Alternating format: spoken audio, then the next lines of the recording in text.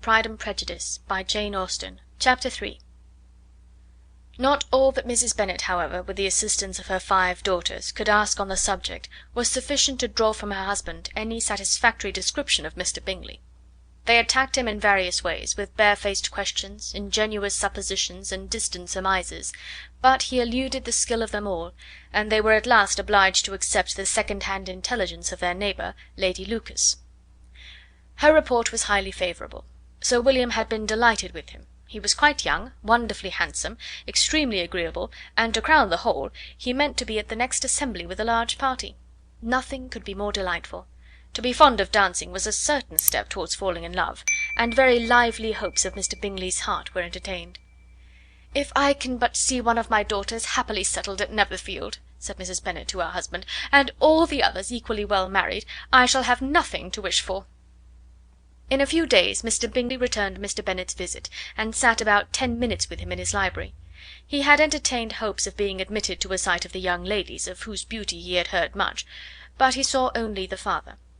The ladies were somewhat more fortunate, for they had the advantage of ascertaining from an upper window that he wore a blue coat and rode a black horse. An invitation to dinner was soon afterwards dispatched, and already had Mrs. Bennet planned the courses that were to do credit to her housekeeping, when an answer arrived which deferred it all. Mr. Bingley was obliged to be in town the following day, and consequently unable to accept the honour of their invitation, etc. Mrs. Bennet was quite disconcerted. She could not imagine what business he could have in town so soon after his arrival in Hertfordshire, and she began to fear that he might be always flying about from one place to another, and never settled at Netherfield as he ought to be. Lady Lucas quieted her fears a little by stating the idea of his being gone to London only to get a large party for the ball, and a report soon followed that Mr. Bingley was to bring 12 ladies and 7 gentlemen with him to the assembly. The girls grieved over such a number of ladies, but were comforted the day before the ball by hearing that, instead of 12, he brought only 6 with him from London, his 5 sisters and a cousin; and when the party entered the assembly room it consisted only of 5 altogether, Mr. Bingley, his 2 sisters, the husband of the eldest, and another young man. Mr. Bingley was good-looking and gentlemanlike. He had a pleasant countenance and easy unaffected manners. His sisters were fine women, with an air of decided fashion. His brother-in-law, Mr. Hurst, merely looked the gentleman, but his friend Mr. Darcy soon drew the attention of the room by his fine, tall person, handsome features, noble mien, and the report which was in general circulation within 5 minutes after his entrance, of his having 10,000 a year. The gentlemen pronounced him to be a fine figure of a man, the ladies declared he was much handsomer than Mr. Bingley, and he was looked at with great admiration for about half the evening, till his manners gave a disgust which turned the tide of his popularity, for he was discovered to be proud, to be above his company, and above being pleased, and not all his large estate in Derbyshire could then save him from having a most forbidding, disagreeable countenance, and being unworthy to be compared with his friend. Mr. Bingley had soon made himself acquainted with all the principal people in the room. He was lively and unreserved, danced every dance, was angry that the ball closed so early, and talked of giving one himself at Netherfield. Such amiable qualities must speak for themselves. What a contrast between him and his friend! Mr. Darcy danced only once, with Mrs. Hurst, and once with Miss Bingley, declined being introduced to any other lady, and spent the rest of the evening in walking about the room, speaking occasionally to one of his own party. His character was decided. He was the proudest, most disagreeable man in the world, and everybody hoped that he would never come there again. Amongst the most violent against him was Mrs. Bennet, whose dislike of his general behaviour was sharpened into particular resentment by his having slighted one of her daughters.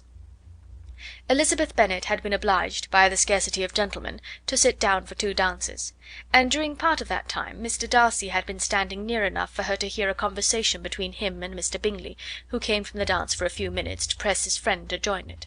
"Come, Darcy," said he, "I must have you dance. I hate to see you standing about by yourself in this stupid manner. You had much better dance." "I certainly shall not.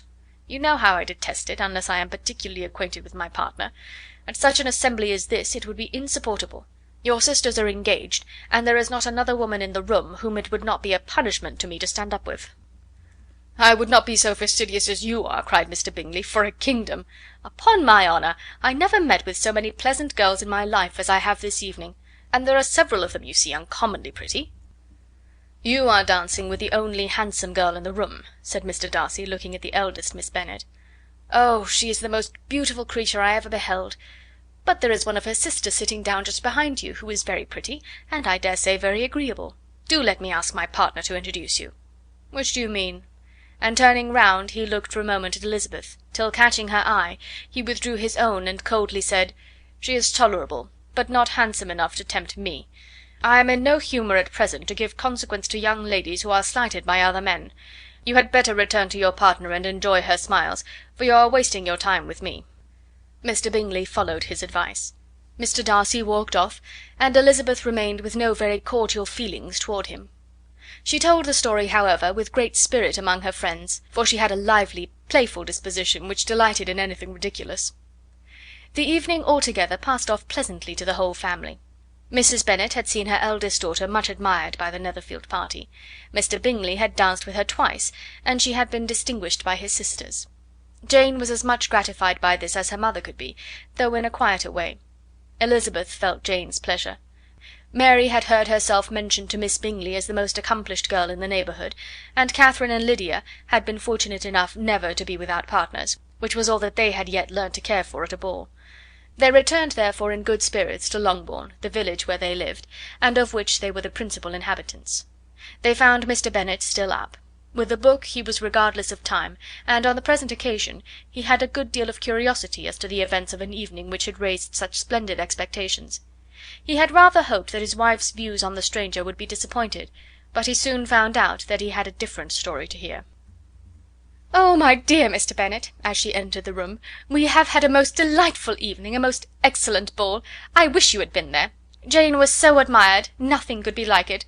Everybody said how well she looked, and Mr. Bingley thought her quite beautiful and danced with her twice. Only think of that, my dear! He actually danced with her twice, and she was the only creature in the room that he asked a second time.